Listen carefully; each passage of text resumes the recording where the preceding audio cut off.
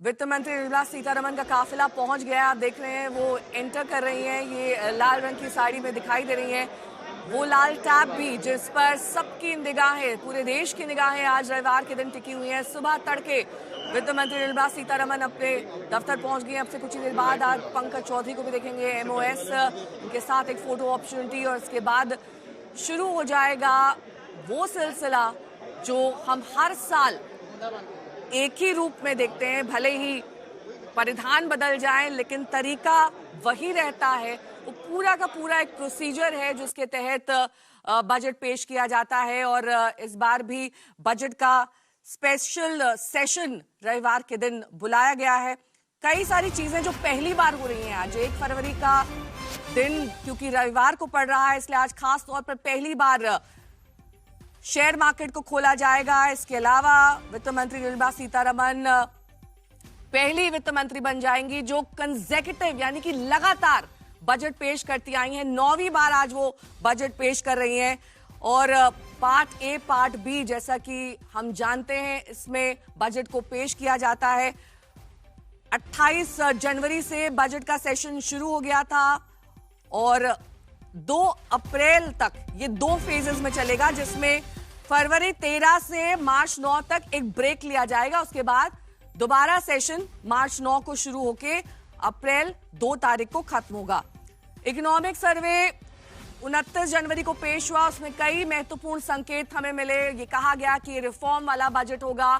Budget team के साथ अब मंत्रालय में फाइनल बैठक वित्त मंत्री निर्मला सीतारमण की, क्योंकि एक लंबी चौड़ी टीम लगती है इस बजट को तैयार करने में। कई सारी ऐसी बारीकियां जिस पर ध्यान देना होता है। किस तरीके से फिजिकल डेफिसिट को कम किया जाए, जीडीपी को बढ़ाया जाए, ऐसे कौन से रिफॉर्म्स लाए जाएं जिससे रोजगार का सृजन हो, जिससे हमारा रुपया मजबूत हो, उसको लेकर भी एक अहम चिंता यहां पर सरकार के मन में है। क्योंकि लगातार डॉलर की तुलना में रुपया गिरता जा रहा है। रुपए को कैसे मजबूत बनाया जाए, इसको लेकर किस तरीके से एक रोड मैप सरकार का हो, क्योंकि जियोपॉलिटिकल कंडीशंस पूरे विश्व भर में जो बनी हुई हैं उसको लेकर भी तमाम चिंताएं हैं। उसी से आपके गोल्ड का, सिल्वर का और रुपए का रेट निर्धारित होता है। और ऐसे में यह कहा जा रहा है कि खास तौर पर स्काई रॉकेट हो रहे हैं गोल्ड और सिल्वर के दाम।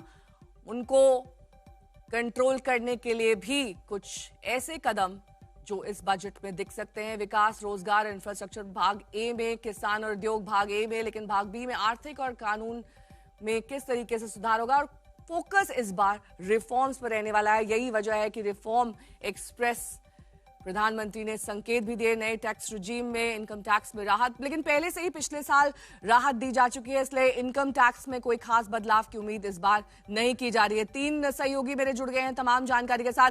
हिमांशु मेरे सहयोगी जुड़ गए हैं तमाम जानकारी के साथ। ऐश्वर्या का भी रुख करेंगे, लेकिन सबसे पहले हिमांशु आपसे यही जानना चाहेंगे, क्योंकि अब से कुछ ही देर बाद वो फोटो अपॉर्चुनिटी होगी, वो लाल टैब दिखाई देगा। सब कुछ विधि विधान से उसी तरीके से किया जा रहा है। एक प्रोसीजर होता है दरअसल हर साल जो हम बजट में देखते हैं, वही प्रोसीजर, वही नॉर्म इस साल भी फॉलो किया जाएगा। लेकिन जब वो टैब खुलेगा तो क्या हम इस बार एक रिफॉर्म वाला बजट, जो हमने अपने कार्यक्रम को नाम दिया है रिफॉर्म एक्सप्रेस, उसी पर ही फोकस पाएंगे? क्या संकेत है? देखिए, बिल्कुल जिस टैब को खोलकर जो है वित्त मंत्री जो है बजट पढ़ेंगी, वो मेक इन इंडिया का टैब होगा।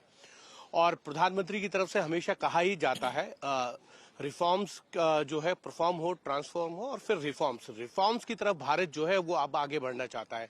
क्योंकि भारत की तरफ से ये कहा, प्रधानमंत्री नरेंद्र मोदी हमेशा कह रहे हैं कि एक विकसित भारत जो है वो 2047 में बनेगा। तो उसके लिए आप जितने बजट्स आएंगे वो उसी में आप देख सकते हैं, उसको ध्यान में रखते हुए जो है वो बजट बनाए जाएंगे, जिससे विकसित भारत की जो परिकल्पना मोदी सरकार ने की है 2047 में, उसके लिए जो जरूरी कदम है वो इस बजट में भी आपको देखने को मिलेगा। जो पिछले 2 वर्षों से आपको देखने में मिल रहा है। तो कहीं ना कहीं प्रधानमंत्री नरेंद्र मोदी और जो सरकार की सोच है वो रिफॉर्म्स के ऊपर है कि कैसे रिफॉर्म्स किया जाए, कैसे जो है इंफ्रास्ट्रक्चर्स को बढ़ाया जाए, कैसे हेल्थ सेक्टर को बढ़ाया जाए, कैसे जो है आईटी के सेक्टर्स में जो है वो इन्वेस्टमेंट्स आए। उसके साथ साथ जो है अगर आप देखेंगे स्टार्टअप से लेकर तमाम ऐसे चीजें जो भारत के जो जीडीपी है उस पे अपना योगदान दे सकती हैं, उनके लिए कई ना कई डिफरेंट डिफरेंट जो है स्कीम्स जो है, जो परियोजनाएं हैं, वो देखने को आपको जो है आज के बजट में भी मिल सकती हैं। ठीक है, मैं लौटूंगी आपके पास। चेतन मेरे सहयोगी भी जुड़े हुए हैं तमाम जानकारी के साथ। चेतन, ये माना जा रहा है कि शॉर्ट टर्म पॉपुलस मेजर्स यानी कि टैक्स रिलेटेड ज्यादा हम उम्मीद ना करें, लेकिन लॉन्ग टर्म रिफॉर्म्स और खास तौर पर जो कैपिटल एक्सपेंडिचर है उस पर फोकस रहेगा सरकार का। लेकिन इस बीच चिंता का विषय फिस्कल डेफिसिट भी है। फिस्कल डेफिसिट को भी चेक में रखना है, तो आप लगातार अपना खर्च नहीं बढ़ा सकते हैं। ये सब कुछ कैसे बैलेंस होगा?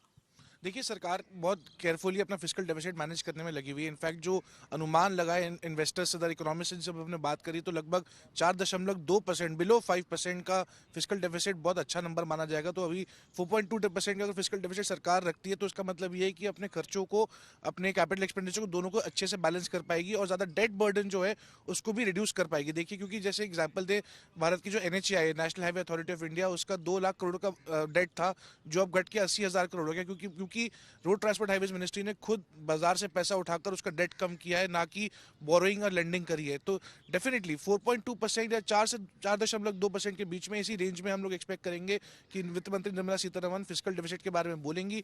दूसरी चीज मैं बता दूं कि जो स्वदेशी और पार्ट बी का जो पार्ट आएगा उसमें भी हम एक्सपेक्ट कर सकते हैं कि रोड टू रिफॉर्म और काफी जो इंडिया EU FTA है उसका भी एक लॉन्ग टर्म विजन दिया जाएगा कि आने वाले बजट्स में भारत सरकार किस तरीके से अपना रोड मैप चलाएगी। क्योंकि पार्ट बी यूजुअली माना जाता है टैक्सेशन रिलेटेड होता है, जो डायरेक्ट टैक्सेस, इनडायरेक्ट टैक्सेस होते हैं, लेकिन पार्ट बी में इस बार हम एक्सपेक्ट करेंगे कि एक लॉन्ग टर्म विजन आएगा, बहुत डिटेल में बात कर जाएगी, बल्कि वो पार्ट ए से लंबा इस बार पार्ट बी होने वाला है, जिसमें वित्त मंत्री बताएंगी कि हम लोग किस तरीके से अपनी GDP ग्रोथ करेंगे despite global trade, global weakness, रुपया कमजोरी को देखते हुए भारत कैसे अपने आप को एक stable currency, stable governance, stable economy के रूप में देश को प्रेजेंट करेगा। और जियोपॉलिटिकल टेंशंस के बीच में भी हम देखेंगे कि भारत सरकार कैसे अपने आप को इस साल स्पेशली 2026 में भी कैसे एक स्टेबल इकोनॉमी को लेकर आगे बढ़ेगी।